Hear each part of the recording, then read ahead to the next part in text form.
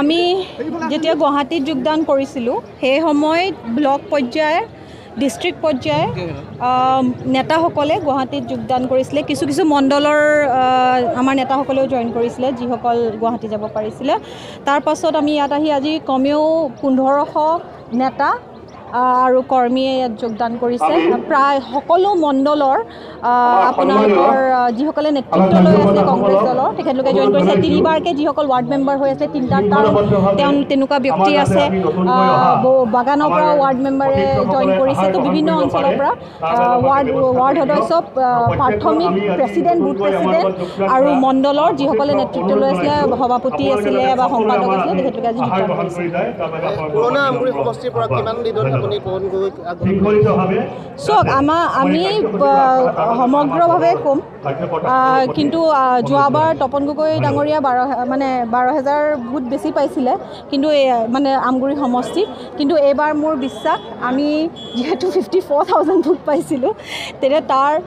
মানে কমেও হ'লেও 40,000 ভোট তেওঁলৈ এইবাৰ কনভাৰ্ট হ'বই আমি কেৱল জইনিঙত গুৰুত্ব দিয়া নাই আমি ভোটটো কনভাৰ্ট কৰিবলৈ আমি যত্ন কৰিছোঁ আৰু ইয়াৰ প্ৰথম পৰ্যায় জইনিং এইটো নহয় দ্বিতীয় পৰ্যায় জইনিং আজি আমি প্ৰথমে গুৱাহাটীত কৰালোঁ তাৰপিছত আমি ইয়াত কৰাইছোঁ আৰু এই আগন্তুক দিনত আমি বুথে বুথে গৈ পেলাই মণ্ডললৈ গৈ পেলাই আমি জইনিং কৰাম থেংক ইউ নিৰ্বাচন ঘোষণা হোৱা দিন ধৰি হাজাৰ হাজাৰ কংগ্ৰেছীয়ে কংগ্ৰেছক ত্যাগ কৰি বিজেপিত যোগদান কৰিছে যোৰহাট সমষ্টিত মই আজি 4 দিন আগত যোৰহাটত আমাৰ মৰিয়নিত ডিমৌত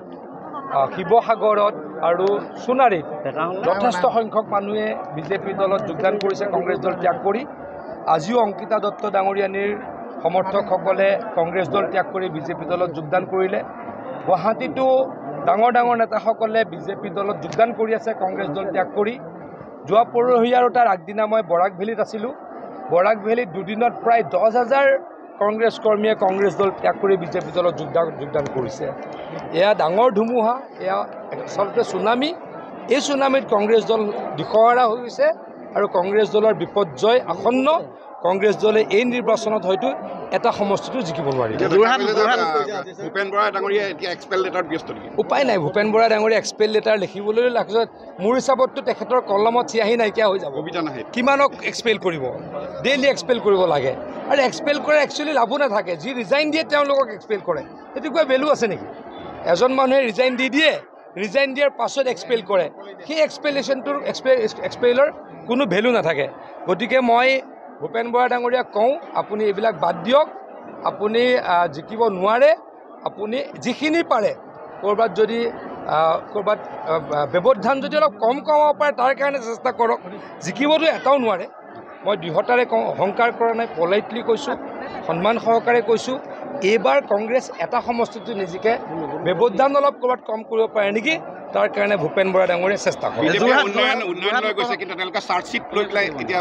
এই চাৰ্জশ্বিটৰ অৱস্থাটো যিদিনাখন ইলেকশ্যনৰ ৰিজাল্ট ওলাব আমি 13টা ছিটত জিকিম তেতিয়া মানুহে গম পাব চাৰ্জশ্বিটখন কাৰ সঁচা কাৰ মিছা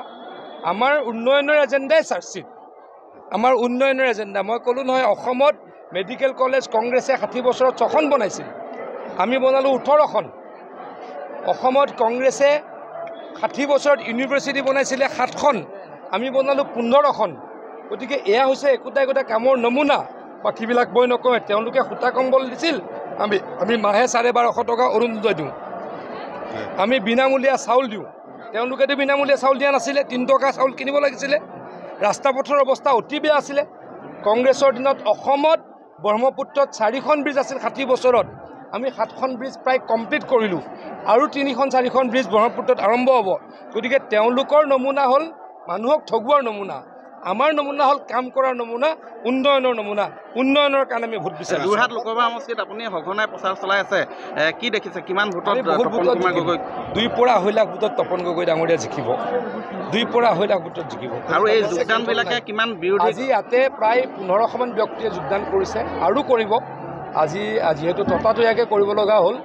মই সময় অলপ আমি কম দিব পৰাৰ কাৰণে ততাতৈয়াকৈ কৰিব হ'ব লগা হ'ল প্ৰায় 1500 ব্যক্তিয়ে যোগদান কৰিছে মই ভাবোঁ অংকিতা দত্ত ডাঙৰীয়ানীৰ আৰু সমৰ্থক আছে তেখেতসকলে অতি সোনকালে কংগ্ৰেছ দল ত্যাগ কৰি বিজেপি দলত যোগদান কৰিব ডেফিনেটলি কোন আহে এই মুহূৰ্তত ক'ব নোৱাৰি কাৰণ সিদিনা প্ৰধানমন্ত্ৰী ডাঙৰীয়া ইয়াৰ পৰা গৈছে আৰু ডেফিনেটলি কোনোবা আহিব আৰু অসমৰ ক্ষেত্ৰত ডক্টৰ হিমন্ত বিশ্ব শৰ্মা ডাঙৰীয়া সকলোতকৈ ডাঙৰ ষ্টাৰ শিল্পী তেখেতটো নিশ্চয় কি আহে মোৰ মতেতো নহয় তেখেতৰ সমষ্টিতে আমি হয়তো এইবাৰ আপোনালোকৰ আশীৰ্বাদত লিড কৰিম অখিল গগৈ ডাঙৰীয়াৰ সমষ্টিত আমি লিড কৰিম গতিকে তেখেত বহু কিবা ফেক্টৰ হ'ব পাৰে বুলি মই নাভাবোঁ আৰু এটা কথা মোৰ লাগিছেও অখিল গগৈ ডাঙৰীয়া ভালকৈ লাগাও নাই দুই গগৈক অখিল গগৈ ডাঙৰীয়া লেংমাৰা ৰাজনীতিত লাগি গৈছে এগৰাকী লুৰিণজ্যোতি গগৈ আৰু এফালে গৌৰৱ গগৈ দুই গগৈক অখিল গগৈ ডাঙৰীয়া লেংমাৰা ৰাজনীতিত লাগি গৈছে গতিকে এইকেইদিনটো অখিল গগৈ ডাঙৰীয়া শিৱসাগৰ ৰাইজে কোনো দেখাই নাই গতিকে তেওঁৰ কিবা বিশেষ প্ৰভাৱ পেলাব পাৰিব বুলি মই নাভাবোঁ আপুনিও ভুগিছে নেকি গেছৰ সমস্যাত গেছ আৰু লিভাৰ ৰিলেটেড সকলো সমস্যাৰ একমাত্ৰ সমাধান গেষ্ট্ৰচিটি বডজম এচিডিটি ফেটি লিভাৰ পাইলছকে আদি কৰি ভিন্ন গেছৰ সমস্যাৰ সমাধানৰ বাবে কেৱল আপোনাৰ কাষত গেষ্ট্ৰচিটি